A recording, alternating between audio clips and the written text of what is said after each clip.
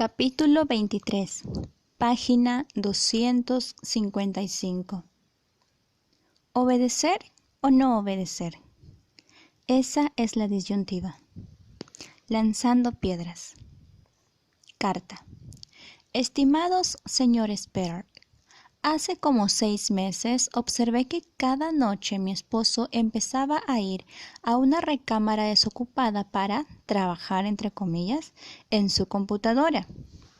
Una de nuestras hijas menores frecuentemente lloraba cuando él estaba presente, así que él dijo que le estaba dejando más espacio a ella para tratar de no inquietarla. Además, estaba cansado y quería algo de tranquilidad después de trabajar todo el día. Para mi interior dudé, pero lo dejé pasar. Con el paso del tiempo, sus noches en el cuarto iniciaban cada vez más temprano y se prolongaban hasta más tarde.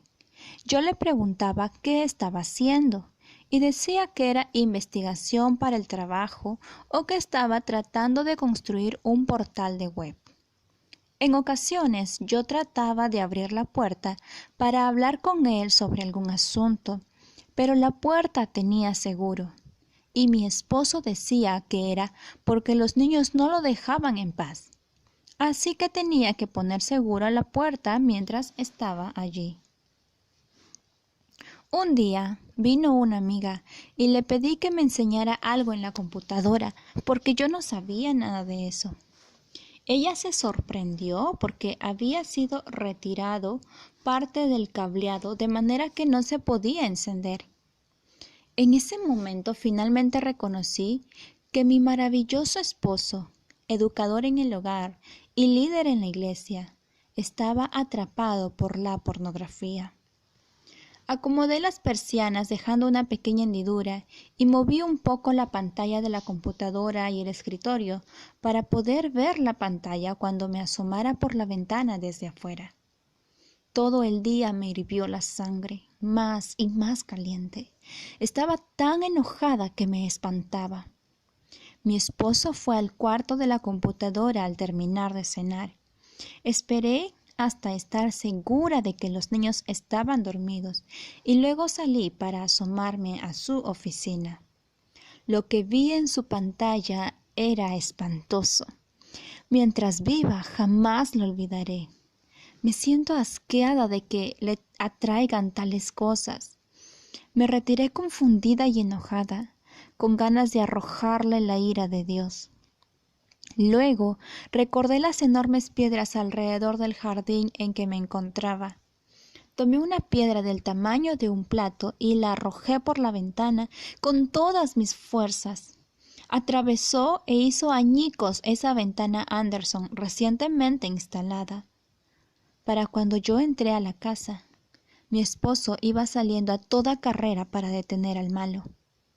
Me crucé con él y fui corriendo directamente a su cuarto, cargando otra piedra y terminé con la tarea. Por supuesto, cuando él escuchó los golpes adentro, comprendió que había sido descubierto. Yo estaba gritando como una loca y sangrando de algunas heridas superficiales que me había hecho con el vidrio que voló.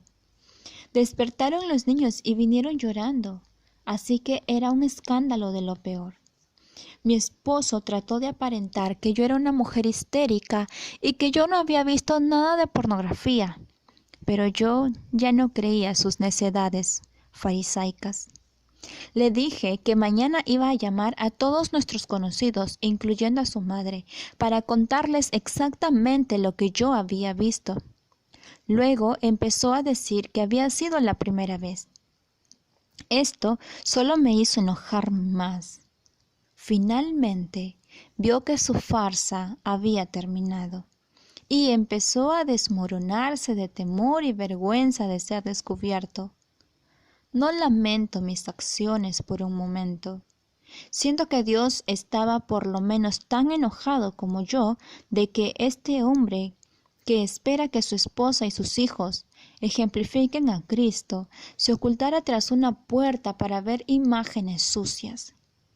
No lo dije a nadie, pero él sabe que si alguna vez entra y cierra una puerta o se aísla de su familia, de nuevo, yo voy a dar por hecho que se está ocupando de su malvado oficio, y lo diré a los cuatro vientos. Yo no lo considero chantaje, es rendición de cuentas. Él ha demostrado que no es confiable y que usa su autoridad e influencia religiosa para encubrir su pecado. Así que las puertas estarán abiertas y los niños y yo tendremos acceso en todo momento a donde Él esté, y Él no tendrá un trabajo en el que tenga libertad para jugar en la computadora, y Él no saldrá en la noche sin que lo acompañe alguno de los niños, y vendrá directamente del trabajo a la casa, sin detenerse una hora en donde sea para hacer lo que sea.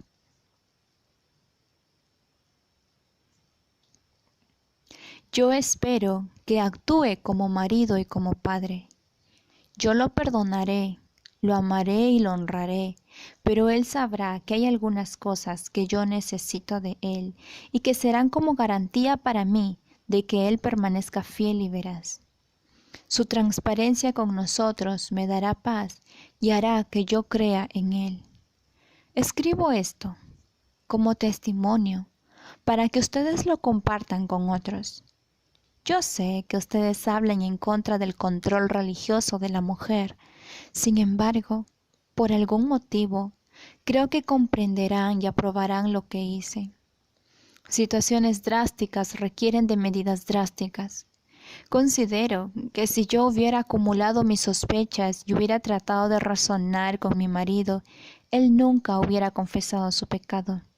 Y yo me hubiera hecho vieja y amargada, sabiendo que él era un engañador infiel. Sé que hubiera llegado a odiarlo, y esto nos hubiera destruido tan cierto como que su pornografía nos estaba destruyendo. Ahora, él se alegra de que le haya aventado la piedra. Me dijo que su primer pensamiento fue que Dios acababa de irrumpir en el cuarto, y lo asustó terriblemente. Dijo que era necesario ver cuánto me hacía enojar la pornografía para poder comprender lo malo que era en realidad. Ahora estamos reconstruyendo y sabemos que llevará tiempo. Yo siento que hemos pasado por una batalla terrible y ambos estamos cansados, pero sentimos alivio de que haya terminado. Sé que hay miles de mujeres que están en la misma situación que yo. Oren por nosotros. Oren por mi marido. Shannon.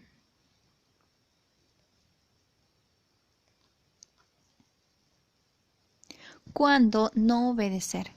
Cláusula de limitación. La Biblia nos da un ejemplo de una circunstancia bajo la cual es incorrecto que una esposa obedezca a su marido. Hechos 5, versos 1 al 10. Pero cierto hombre llamado Ananías, con Zafira su mujer, vendió una heredad y sustrajo del precio, sabiéndolo también su mujer, y trayendo solo una parte, la puso a los pies de los apóstoles. Y dijo Pedro: Ananías, ¿por qué llenó Satanás tu corazón para que mintieses al Espíritu Santo y sustrajeses del precio de la heredad, reteniéndola? ¿No se te quedaba a ti? Y vendida, ¿no estaba en tu poder? ¿Por qué pusiste esto en tu corazón? No has mentido a los hombres, sino a Dios. Al oír Ananías estas palabras, cayó y expiró, y vino un gran temor sobre todos los que lo oyeron. Y levantándose los jóvenes, lo envolvieron, y sacándolo, lo sepultaron. Pasado un lapso como de 3 horas, sucedió que entró su mujer, no sabiendo lo que había acontecido. Entonces Pedro le dijo: Dime, ¿vendisteis en tanto la heredad? Y ella dijo: Sí, en tanto. Y Pedro le dijo: ¿Por qué convinisteis en tentar al Espíritu del Señor? He aquí a la puerta los pies de los que han sepultado a tu marido, y te sacarán a ti. Al instante ella cayó a los pies de él y expiró. Y cuando entraron los jóvenes la hallaron muerta y la sacaron y la sepultaron junto a su marido. Este libro no estaría completo si no habláramos del asunto de lo que debe hacer una mujer si sabe que su marido está violando la ley de Dios y de los hombres, o que su pecado pudiera llevarla a ella a la cárcel, o que sus actos pecaminosos pudieran ocasionar la muerte de ella o de los hijos, como en el caso de que él la contagiara con SIDA. En síntesis, ¿existe algún caso en el que una mujer debe desobedecer a su marido? Como este es un asunto doctrinal, le he pedido a mi marido, estudioso, que me ayude a contestarlo. Él ha aportado la sección sobre cuándo hay que desobedecer. Aportación de Michael Perry. Toda autoridad pertenece a Dios. Pablo enseñó que debemos someternos a las autoridades superiores. Sin embargo, hubo ocasiones en que él y los apóstoles obedecieron más bien a Dios. Sabemos que cuando el gobierno judío o romano ordenaron que la iglesia primitiva actuara en contra de la Escritura, Pedro dijo: es necesario obedecer a Dios antes que a los hombres. Hechos 5:29. Este y otros ejemplos establecen el hecho de que puede haber excepciones a la obediencia a la autoridad bajo la cual nos encontramos. Muchas mujeres desobedecen a sus maridos, alegando que están obedeciendo más bien a Dios. Se acostumbran a dudar siempre de sus juicios e interpretar sus decisiones a su manera. Le permiten guiar cuando ellas creen que él tiene la razón, invirtiendo en efecto los papeles de varón y mujer. ¿Cuándo es correcto que una mujer se niegue a obedecer a su marido? ¿Existe algún punto en el que ella ya no está bajo la autoridad de él? Sí, pero no tan pronto ni con tanta frecuencia como la mayoría de las mujeres suponen. Esferas de autoridad. Toda autoridad proviene de Dios y tiene que rendir cuentas. Pero Él ha delegado algo de autoridad a los ángeles, algo al gobierno, algo a la iglesia y algo a los maridos y algo a las esposas. Los ángeles tienen autoridad que no tienen los profetas y los maridos tienen autoridad que no tienen los gobiernos. De igual modo, los gobiernos tienen autoridad que ni los ángeles ni los maridos tienen. Dios ha definido la jurisdicción de cada autoridad. Por ejemplo, ni los gobiernos ni los maridos tienen derecho a legislar en la esfera de las creencias ni de la moralidad. Dios se reserva ese derecho. La Iglesia no tiene derecho de entrometerse en los asuntos de la familia, a menos que sea asunto de doctrina falsa o inmoralidad.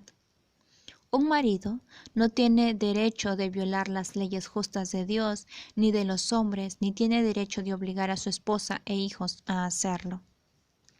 En aquellas áreas en las que Dios ha delegado autoridad a alguien, Él ha cedido cierta cantidad de control a esa autoridad, para bien o para mal. Dios no controla los detalles en todas las esferas de autoridad. Él da cierta tolerancia para que la autoridad se equivoque sin que pierda el cargo. Toda nuestra vida está encerrada en una cadena de mando. Tenemos que rendir cuentas a otros, quienes a su vez tienen que rendir cuentas a Dios. Jesucristo enseñó esferas de autoridad. Jesús confirmó enfáticamente que Dios ha establecido diferentes esferas de autoridad cuando dijo: «Dad pues a César lo que es de César y a Dios lo que es de Dios». Mateo 22, versos 15 al 22. O sea que el gobierno tiene su jurisdicción y Dios tiene la suya. No hay conflicto respecto de cada uno en su esfera de autoridad. Cuando Dios le concedió al gobierno el poder para gobernar en áreas carnales, les cedió el poder para cobrar los impuestos que ellos decidan. Dios no interviene para evitar que el gobierno cobre un impuesto injusto. Esa es una esfera de influencia que le pertenece exclusivamente al gobierno, aun cuando abusen del poder. El principio es aplicable a toda autoridad delegada: policía, jueces, gobernadores, presidentes, reyes, maridos, iglesias y padres sobre sus hijos. Únicamente dentro del campo de autoridad que Dios ha concedido a cada entidad, les permite usar o abusar de esa autoridad